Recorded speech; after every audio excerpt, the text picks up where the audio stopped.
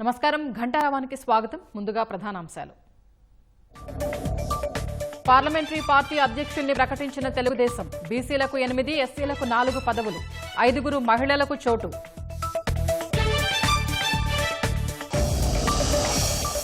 June కల్లా టిడ్కో ఇళ్లు అందిస్తామన్న మంత్రి నారాయణ. ఆర్థిక ఇబ్బందులున్నా నిర్మాణాలు పూర్తి చేస్తామని భరోసా.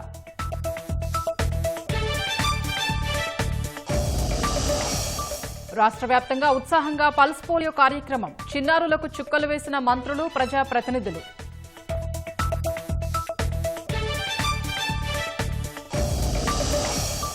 అసోంలో బంగ్లా చొరబాటుదారుల్ని కాంగ్రెస్ కాపాడుతోందన్న మోదీ. ఓటు బ్యాంకు బలోపేతానికే ఎస్ఐఆర్ను వ్యతిరేకిస్తోందని విమర్శ.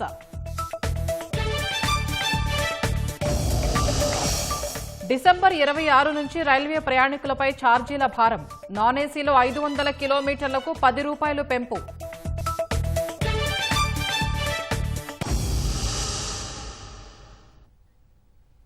తెలుగుదేశం పార్టీ లోక్సభ నియోజకవర్గ అధ్యక్ష, ప్రధాన కార్యదర్శులు, కార్యవర్గాన్ని పార్టీ అధినేత చంద్రబాబు ప్రకటించారు. అధ్యక్ష, ప్రధాన కార్యదర్శుల పదవుల కోసం వచ్చిన ప్రతిపాదనల్ని వడపోసి వివిధ సామాజిక సమీకరణాల్ని దృష్టిలో ఉంచుకుని జాబితా ఖరారు చేశారు. మొత్తం 25 మంది అధ్యక్షుల్లో 14 బడుగు బలహీన వర్గాలకి కేటాయించారు. 25 మంది పార్లమెంటరీ పార్టీ అధ్యక్షుల జాబితాలో బీసీలకు 8, మైనార్టీలకు 1, 4 ఎస్సీ, 1 ఎస్టీ నేత ఉండగా మిగిలిన 11 మంది ఓసీలు ఉన్నారు. జాబితాలో 5 మహిళలకు చోటు కల్పించారు. జిల్లా పార్టీ అధ్యక్షులుగా పిలుచుకునే తెలుగుదేశం పార్లమెంటరీ పార్టీ అధ్యక్షులను అధినేత చంద్రబాబు ప్రకటించారు.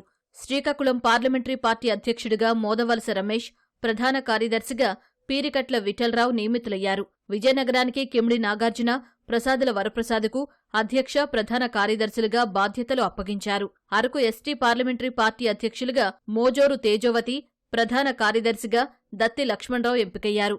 విశాఖ పార్లమెంటరీ పార్టీ అధ్యక్షుడిగా చోడే వెంకట పట్టాభిరాం, ప్రధాన కార్యదర్శిగా లొడగల కృష్ణకు బాధ్యతలు ఇచ్చారు. అనకాపల్లి జిల్లా పార్టీ అధ్యక్షులుగా బత్తుల తాతయ్యబాబు, ప్రధాన కార్యదర్శిగా లాలం కాశీనాయుడు ఎంపికయ్యారు. అమలాపురం జిల్లా పార్టీ అధ్యక్షుడిగా గుత్తుల సాయి, ప్రధాన కార్యదర్శిగా పాలం రాజు నియమితులయ్యారు. కాకినాడ జిల్లా పార్టీ అధ్యక్షులుగా జ్యోతుల నవీన్, ప్రధాన కార్యదర్శిగా పెంకే శ్రీనివాస్ బాబాకు అవకాశం కల్పించారు. రాజమండ్రి జిల్లా పార్టీ అధ్యక్షుడిగా బొడ్డు వెంకటరమణ చౌదరి, ప్రధాన కార్యదర్శిగా కాశీ నవీన్కు బాధ్యతలు అప్పగించారు. ఏలూరు పార్టీ అధ్యక్షుడిగా బడేటి రాధాకృష్ణ, ప్రధాన కార్యదర్శిగా జగ్గవరపు ముత్తారెడ్డి నియమితులయ్యారు. నర్సాపురం పార్లమెంటరీ పార్టీ అధ్యక్షుడిగా మంతెన రామరాజు, ప్రధాన కార్యదర్శిగా పితాని మోహన్రావు ఎంపికయ్యారు. విజయవాడ జిల్లా పార్టీ అధ్యక్షులుగా గద్దె అనురాధ, ప్రధాన కార్యదర్శిగా చెన్నుబోయిన చిట్టిబాబుకు బాధ్యతలు అప్పగించారు. మచిలీపట్నం పార్టీ అధ్యక్షుడిగా వీరంకి గురుమూర్తి, ప్రధాన కార్యదర్శిగా గోబు సత్యనారాయణ నియమితులయ్యారు. గుంటూరు పార్టీ అధ్యక్షుడిగా పిల్లి మాణిక్యరావు, ప్రధాన కార్యదర్శిగా పోతినేని శ్రీనివాసరావు ఎంపికయ్యారు. నరసరావుపేట జిల్లా పార్టీ అధ్యక్షుడిగా షేక్ జానీ సైదా, ప్రధాన కార్యదర్శిగా నల్లపాటి రామచంద్రప్రసాద్కు పార్టీ అవకాశం కల్పించింది. బాపట్ల జిల్లా అధ్యక్షుడిగా రాజశేఖర్ బాబు, ప్రధాన కార్యదర్శిగా రాఘవకు బాధ్యతలు అప్పగించారు. ఒంగోలు జిల్లా పార్టీ అధ్యక్షుడిగా ఉగ్ర నరసింహారెడ్డి, ప్రధాన కార్యదర్శిగా కొఠారి నాగేశ్వరరావు నియమితులయ్యారు.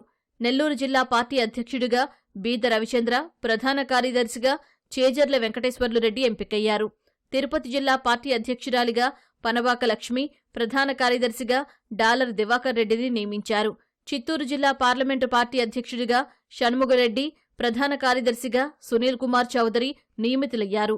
రాజంపేటకు పార్లమెంటరీ పార్టీ అధ్యక్షుడిగా సుగవాసి ప్రసాద్ బాబు, ప్రధాన కార్యదర్శిగా పఠాన్ ఖాదర్ ఖాన్కు బాధ్యతలు అప్పగించారు. కడప జిల్లా పార్లమెంటరీ పార్టీ అధ్యక్షుడిగా చదిపిరాళ్ల భూపేశ సుబ్బరామిరెడ్డి, ప్రధాన కార్యదర్శిగా జబీవుల్లా నియమితులయ్యారు. కర్నూలు జిల్లా పార్లమెంటరీ పార్టీ అధ్యక్షుడిగా గుడిసె కృష్ణమ్మ, ప్రధాన కార్యదర్శిగా పూల నాగరాజు యాదవ్కు అవకాశం కల్పించారు. నంద్యాల జిల్లా పార్లమెంటరీ పార్టీ అధ్యక్షుడిగా గౌరు చరితారెడ్డి, ప్రధాన కార్యదర్శిగా ఎన్ఎండి ఫిరోజ్ నియమితులయ్యారు. అనంతపురం జిల్లా అధ్యక్షుడిగా పూల నాగరాజు, ప్రధాన కార్యదర్శిగా శ్రీధర్ చౌదరి ఎంపికయ్యారు. హిందూపూర్ పార్లమెంటరీ పార్టీ అధ్యక్షుడిగా ఎంఎస్ రాజు, ప్రధాన కార్యదర్శిగా హనుమప్ప నియమితులయ్యారు. పదవుల ఎంపికలో బడుగు బలహీన వర్గాలకు ఎక్కువ పదవులు కేటాయించారు. క్షేత్రస్థాయిలో పార్టీని మరింత బలోపేతం చేసేలా పదవుల ఎంపిక చేపట్టారు. పార్టీ విధేయులకు పెద్దపీట వేస్తూ నేతలు, కార్యకర్తల అభిప్రాయాలకు అనుగుణంగా పదవుల భర్తీ చేపట్టారు. 25 పార్లమెంటు అధ్యక్ష స్థానాల్లో 14 చోట్ల బీసీ, ఎస్సీ, ఎస్టీ, మైనారిటీలకు అవకాశం కల్పించారు. 5 మహిళలకు పార్లమెంటు అధ్యక్ష స్థానాలు దక్కాయి. 4 ఎమ్మెల్యేలు, 1 ఎమ్మెల్సీకి పార్లమెంటు అధ్యక్ష పదవులు దక్కాయి. గోదావరి జిల్లాల్లో సామాజిక సమీకరణాల ఆధారంగా పదవులు కేటాయించారు. త్రిసభ్య కమిటీ ఇటీవల ఖరారు చేసిన జాబితాలో 5 పేర్లు మారాయి. దాదాపు ఖరారైన జాబితా మీడియా ద్వారా బయటకు వచ్చాక పలుచోట్ల నేతల నుంచి భిన్నాభిప్రాయాలు వ్యక్తమయ్యాయి. అందుకనుగుణంగా 5 చోట్ల పేర్లు మార్పు జరిగినట్లు తెలుస్తోంది. అనకాపల్లి, కర్నూలు, నంద్యాల, నరసరావుపేట, అనంతపురంలో గతంలో దాదాపు ఖరారైన పేర్లలో మార్పు జరిగింది. వచ్చే జూన్ నాటికి అన్ని వస్తువులతో టిడ్కో ఇళ్ల నిర్మాణం పూర్తి చేస్తామని మంత్రి నారాయణ వెల్లడించారు. అంబేద్కర్ కోనసీమ జిల్లా మండపేటలో పర్యటించిన ఆయన 960 టిడ్కో ఇళ్లను లబ్ధిదారులకు అందించారు. మండపేటలో పలు అభివృద్ధి కార్యక్రమాలకు మంత్రి శ్రీకారం చుట్టారు. 68.5 లక్షలతో నిర్మించిన మున్సిపల్ కార్యాలయాన్ని ప్రారంభించిన మంత్రి మండపేట మున్సిపాలిటీకి 5.95 కోట్ల నిధుల విడుదలకు ఆమోదం తెలిపారు. టిడ్కో ఇళ్ల నిర్మాణంలో గత ప్రభుత్వం అనేక అక్రమాలకు పాల్పడిందన్న నారాయణ ఆర్థిక ఇబ్బందులున్నా ఇళ్ల నిర్మాణం పూర్తి చేస్తామని వెల్లడించారు. 2014-19లో 7 లక్షల హౌసెస్ ఈ రాష్ట్రానికి శాంక్షన్ చేశారు. 38,000 కోట్లతో ఆ రోజు గౌరవనీయ ముఖ్యమంత్రి గారు శాంక్షన్ చేశారు. గత ప్రభుత్వం ఈ టిడ్కో హౌస్ మొత్తాన్ని నిర్మాణం చేసింది. ఏదైతే 7 లక్షల హౌస్ అనుకున్నామో వాటన్నిటినీ కట్ చేసేసి 2,61,000కి తగ్గించింది. మరి ఆ 2,61,000 చేసిందంటే అవి కూడా చేయాల నామకే వాసి మొదలుపెట్టి రంగులు మార్చింది. 163 ప్లేసుల్లో టిడ్కో హౌస్ కడితే 163 ప్లేసుల్లో 163 రకాల డిజైన్లు వేశాం. కానీ గత ప్రభుత్వం వచ్చి వాళ్ళ పార్టీ కలర్స్ వేసింది. బ్యాంకులకు ఇల్లు అలాట్ చేసినట్టు చూపించి లోన్ రైజ్ చేశారు. ఆ లోన్ డైవర్ట్ చేశారు డబ్బులు. వాళ్ళకి ఈఎంఐలు కట్టలేదని వాళ్ళ అకౌంట్స్ని ఫీజ్ చేస్తే 140 కోట్లు కట్టాల్సి ఉంటే గౌరవనీయ ముఖ్యమంత్రి గారు ఎవరికైతే ఇల్లు కట్టకుండా వాళ్ళ పేరుతో లోన్ రైజ్ చేసి డైవర్ట్ చేశారో వాళ్ళందరూ కట్టింది. ఇటువంటి పరిస్థితుల్లో కూడా జూన్ ఎండింగ్ లోపల రాష్ట్రంలో ఉన్న టిడ్కో హౌస్ని పూర్తి చేయకుండా ఖచ్చితంగా పూర్తి చేసి వాళ్ళు హ్యాండ్ ఓవర్ చేస్తారు. దేశంలో ఎక్కడా పోలియో వ్యాధి లేనప్పటికీ పాకిస్తాన్, ఆఫ్ఘనిస్తాన్లో వీటి ఆనవాళ్లు కనిపించిన నేపథ్యంలో కేంద్రం అప్రమత్తమైందని వైద్యారోగ్య శాఖ మంత్రి సత్యకుమార్ తెలిపారు. పిల్లలు ఏ కారణంతోనైనా వ్యాధి బారిన పడకుండా ఉండేందుకు పల్స్ పోలియో కార్యక్రమం నిర్వహిస్తున్నట్లు చెప్పారు. ప్రతి ఒక్కరూ బాధ్యతగా తీసుకుని 5 ఏళ్లలోపు పిల్లలందరికీ పోలియో చుక్కలు వేయించాలని పిలుపునిచ్చారు. కాకినాడ కుళాయి చెరువు సెంటర్లోని అర్బన్ ఆరోగ్య కేంద్రంలో పల్స్ పోలియో కార్యక్రమాన్ని మంత్రి ప్రారంభించారు. చిన్నారులకు హెల్త్ డిజిటల్ కార్డు సర్వే నిర్వహిస్తున్నామని, పూర్తయిన అనంతరం అవసరమైన వారికి చికిత్స అందిస్తామని మంత్రి సత్యకుమార్ చెప్పారు. మన పొరుగు దేశమైన పాకిస్తాన్, ఆఫ్ఘనిస్తాన్లో వైల్డ్ పోలియో వైరస్ ఆనవాళ్లు కనిపించిన నేపథ్యంలో ఇటీవల కాలంలో యూరోపియన్ దేశమైన జర్మనీలో కూడా ఒకరు పోలియో బారిన పడిన నేపథ్యంలో దేశంలో కేంద్ర ప్రభుత్వం అప్రమత్తమై మరింత జాగ్రత్తలు తీసుకుంటూ ఇప్పటికే ఇస్తున్న ఓపీవీ ఏదైతే ఉందో దానికి అదనంగా ఓపీవీ పుట్టినప్పటి నుంచి 0 నుంచి 5 సంవత్సరాల వయసు ఉన్న పిల్లలకి 2 చుక్కల ఓరల్ వ్యాక్సిన్ ఇవ్వడం జరిగింది. దీని ఉద్దేశం ఏంటంటే పిల్లలు ఏ కారణాల చేతైనా కొత్తగా వస్తున్న వైల్డ్ పోలియో వైరస్ కారణంగా ఆ పోలియో బారిన పడకుండా కాపాడుకునే ప్రయత్నం. మన ముందున్న లక్ష్యం స్వర్ణాంధ్ర నిర్మాణం కానీ, వికసిత భారతం నిర్మాణం కానీ వారి భుజస్కంధాల ముందు భవిష్యత్తు వారిది, వారు నిర్మించాలి. కాబట్టి చిన్నపిల్లల ఆరోగ్య సంరక్షణ కోసం ఇప్పటికే ఆర్బీఎస్కే కింద 4 డిలేస్ అని ఉంటారు. డిసీజెస్ అట్ బర్త్ కానీ, డెఫిషియన్సీస్ కానీ, డెవలప్మెంటల్ డిలేస్ కానీ, ఇటువంటిది అంగన్వాడీ సెంటర్ నుంచి 12వ తరగతి చదువుతున్న ప్రభుత్వ కళాశాలలో చదువుతున్న అందరినీ కూడా గుర్తించి ఆ 4 డిలేస్కి వ్యాధుల్ని రాబోయే రోజుల్లో 4 డిలేస్ ఏవి ఉన్నాయో 44 వ్యాధులుగా రూపాంతరం చెందడానికి అవకాశం ఉంది. వాటిని స్కూళ్లలో గుర్తించి ఒక్కొక్క విద్యార్థికి కూడా డిజిటల్ హెల్త్ రికార్డు కూడా ఏర్పాటు చేస్తున్నాం. తద్వారా భవిష్యత్తులో వారు ఏ వ్యాధిని పడడానికి అవకాశం ఉంది కాబట్టి దానికి అనుగుణంగా ఇప్పటి నుంచే చికిత్స అందించి నివారణ చర్య చేపట్టి ఒక ఆరోగ్యవంతమైన పిల్లల భవిష్యత్తును నిర్మించే విధంగా ఆరోగ్యవంతమైన ఆంధ్రప్రదేశ్ నిర్మించే దిశగా కూడా ప్రయత్నం చేస్తాం. మధ్యతరగతి కుటుంబంలో పుట్టి అసాధారణ స్థాయికి ఎదిగిన నేత అటల్ బిహారీ వాజ్పేయి అని మంత్రి సత్యకుమార్ యాదవ్ అన్నారు. ఆయన తెచ్చిన సంస్కరణలతో నేడు దేశం అభివృద్ధి పథంలో నడుస్తోందన్నారు. కాకినాడ కుళాయి చెరువు 3 లైట్ల జంక్షన్ వద్ద వాజ్పేయి విగ్రహాన్ని మంత్రి సత్యకుమార్, బీజేపీ రాష్ట్ర అధ్యక్షుడు మాధవ్ ఆవిష్కరించారు. ఈ కార్యక్రమంలో కూటమి నాయకులు, కార్యకర్తలు పాల్గొన్నారు. వాజ్పేయి చేసిన అభివృద్ధిని ప్రధాని మోదీ కొనసాగిస్తున్నారని నేతలు తెలిపారు. కుటుంబంలో పుట్టి అంచెలంచెలుగా ఎదిగి సాధారణ స్థాయి నుంచి అసాధారణ స్థాయికి చేరిన అసామాన్య నాయకుడు అటల్ బిహారీ వాజ్పేయి గారు. ఆయన అందరూ అజాత శత్రువు అంటారు. అనేక రకాలైన మంచి పనులు, ఒక కనెక్టివిటీ రెవల్యూషన్ తీసుకొచ్చారు. Rural road connectivity, highway connectivity, port connectivity, airport connectivity, telecom connectivity, digital connectivity, చివరికి పొలిటికల్ కనెక్టివిటీ కూడా తీసుకొచ్చారు. గతంలో రహదారులు ఉండేవి కాదు. ప్రతి 500 జనాభా దాటిన ప్రతి గ్రామానికి, ఇప్పుడు 200 జనాభా దాటిన ప్రతి గ్రామానికి రహదారి సౌకర్యం ఉంది. కాబట్టి రైతు తను పండించిన పంటని మార్కెట్కి అమ్ముకోవడానికి అవకాశం ఉంది. ఇతరత్ర అభివృద్ధి కార్యక్రమాలకు కూడా అవకాశం ఇవాళ కలుగుతా ఉంది. దానికి ప్రధాన భూమికి వేసేసింది. ఆయన ఒక కొత్త మార్గాన్ని సృష్టించాడు. అభివృద్ధి వైపు దేశాన్ని తీసుకెళ్లాలని భావించాడు. కాబట్టి అనేక మంది స్ఫూర్తిదాత అయ్యారు. ఆనాడు ఆయన చేసిన కార్యక్రమం చూపిన మార్గంలో ఇవాళ నేటి ప్రధాని నరేంద్ర మోడీ గారు కూడా వెళ్తున్నారు. వాజ్పేయి ఒక ఆదర్శమైన వ్యక్తి ప్రజాసేవలో. విశాఖపట్నం వెళ్ళినా, విజయవాడ వెళ్ళినా, ఎక్కడికి వెళ్ళినా ఈ రాష్ట్రంలో సింగిల్ రోడ్డు ఉండి, అలాంటి దాన్ని ఈ రాష్ట్రానికే కాదు దేశం మొత్తం 4 రోడ్లు వేసి, ఈ కాశ్మీర్ నుంచి కన్యాకుమారి వరకు కూడా రోడ్లు వేసిన వ్యక్తి ఎవరు ఉన్నారంటే వాజ్పేయి గారి టైంలో జరిగిందని కూడా ఈ సందర్భంగా తెలియజేస్తున్నా. కొత్త సంవత్సరానికి ముందే దూర ప్రాంతానికి వెళ్లే రైల్వే ప్రయాణికులకు ఛార్జీల మోత మోగనుంది. డిసెంబర్ 26 నుంచి నూతన ధరల విధానం అమల్లోకి రానున్నట్లు రైల్వే శాఖ ప్రకటన విడుదల చేసింది. జనరల్ టికెట్ ప్రయాణికులకు 215 కిలోమీటర్ల వరకు ఎలాంటి టికెట్ ధరల పెంపు ఉండదని రైల్వే శాఖ ప్రకటించింది. 215 కిలోమీటర్ల దూరం దాటితే జనరల్ టికెట్ అయితే ప్రతి కిలోమీటర్కు paisa, mail, express, non AC, AC ప్రయాణ తరగతులకైతే కిలోమీటర్కు 2 పైసలు ఛార్జీల పెంపు ఉంటుందని రైల్వే శాఖ వెల్లడించింది. 500 కిలోమీటర్ల దూరం ప్రయాణానికి నాన్ ఏసీ ప్రయాణికులు అదనంగా 10 రూపాయలు చెల్లించాల్సి ఉంటుంది. కొత్త ధరల విధానం అమల్లోకి వస్తే 600 కోట్ల రూపాయల ఆదాయం సమకూరుతుందని రైల్వే శాఖ అంచనా వేస్తోంది. సబర్బన్, మంత్లీ సీజన్ టికెట్లపై ఎలాంటి పెంపు లేదని తెలిపింది. ఉద్యోగుల వేతనాలు, నిర్వహణ ఖర్చులు పెరిగినందున కార్గో రవాణా సామర్థ్యం పెంపుతో పాటు ప్రయాణికుల టికెట్ల ధరలు స్వల్పంగా పెంచినట్లు రైల్వే శాఖ వెల్లడించింది. ఓటు బ్యాంకు రాజకీయాల కోసం అసోంలో బంగ్లాదేశీ చొరబాటుదారుల్ని కాంగ్రెస్ కాపాడుతోందని ప్రధాని నరేంద్ర మోదీ ఆరోపించారు. అసోంలోని డిబ్రూగఢ్లో నూతన యూరియా ప్లాంట్ నిర్మాణానికి శంకుస్థాపన చేసిన మోదీ కాంగ్రెస్పై విమర్శలు చేశారు.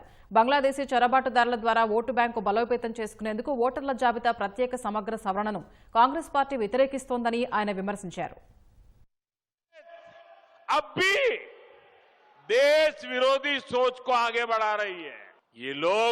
असम के जंगल जमीन पर उन बांग्लादेशी घुसपैठियों को बसाना चाहते हैं, जिनसे उनको वोट बैंक मजबूत होता है, आप बर्बाद हो जाए उनको इनकी परवाह नहीं है. उनको अपनी वोट बैंक मजबूत करनी है. कांग्रेस को असम और असम के लोगों से, आप लोगों की पहचान से कोई लेना देना नहीं है.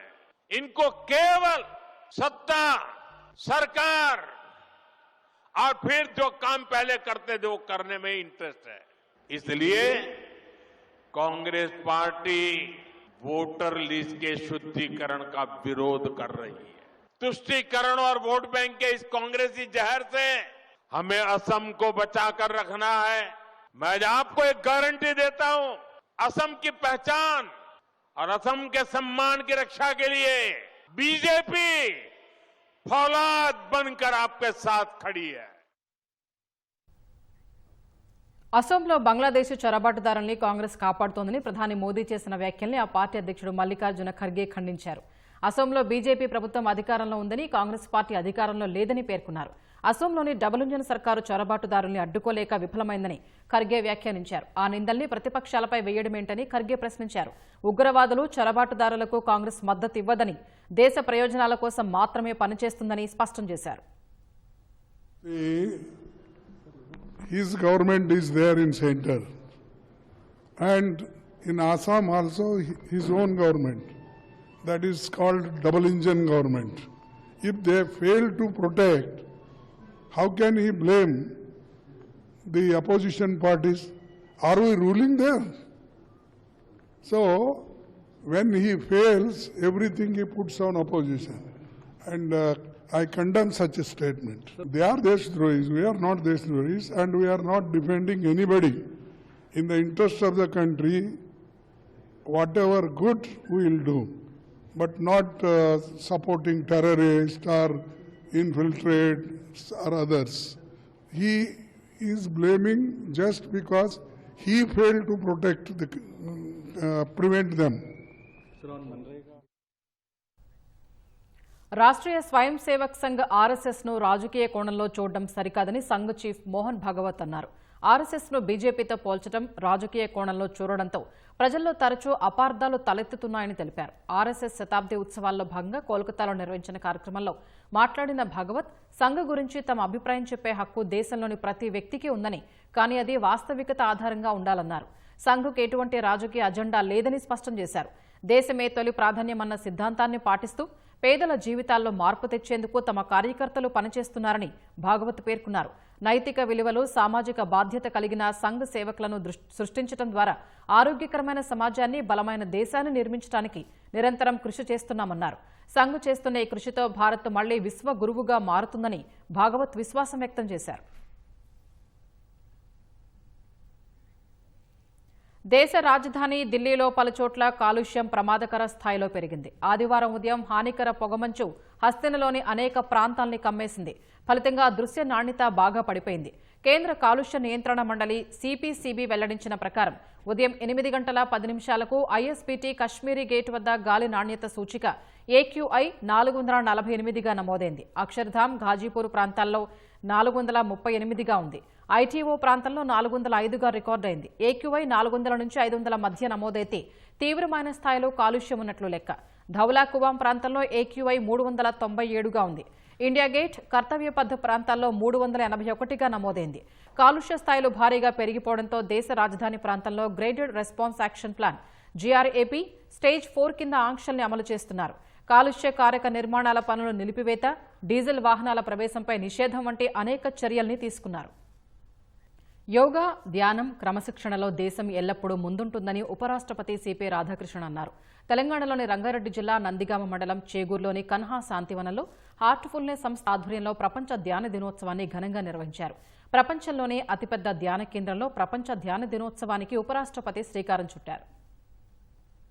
యోగాతో ప్రపంచంపై బలమైన ముద్ర వేసిన మన దేశం ధ్యానం ద్వారానూ ప్రఖ్యాతత చాటుతోంది. రంగారెడ్డి జిల్లాలోని కన్హా శాంతివనంలో హార్ట్ఫుల్నెస్ సంస్థ ఆధ్వర్యంలో ప్రపంచ ధ్యాన దినోత్సవం ఘనంగా జరిగింది. ఉపరాష్ట్రపతి సిపి రాధాకృష్ణన్ ముఖ్య అతిథిగా హాజరైన ఈ కార్యక్రమానికి తెలంగాణ గవర్నర్ జిష్ణుదేవ్ వర్మ, శ్రీరామచంద్ర మిషన్ అధ్యక్షుడు కమలేష్ డి పటేల్ దాజీ హాజరయ్యారు. ఒకే వేదికపై వారంతా ధ్యానం చేశారు. కన్హా శాంతివనం వేదికగా ప్రపంచవ్యాప్తంగా వర్చువల్గా 12 లక్షల మంది ధ్యానంలో పాల్గొన్నట్లు రామచంద్ర మిషన్ అధ్యక్షుడు కమలేష్ దాజీ చెప్పారు. 170 దేశాల్లో హార్ట్ఫుల్నెస్ సంస్థ ఆధ్వర్యంలో ధ్యానం చేసినట్లు వెల్లడించారు. భావోద్వేగాలను అదుపులో ఉంచుకునేందుకు యోగా, ధ్యానం ఉపకరిస్తోందని ఈ సందర్భంగా ఉపరాష్ట్రపతి అన్నారు. మానసిక ప్రశాంతత కోసం అందరూ ధ్యానం చేయాలని సూచించారు.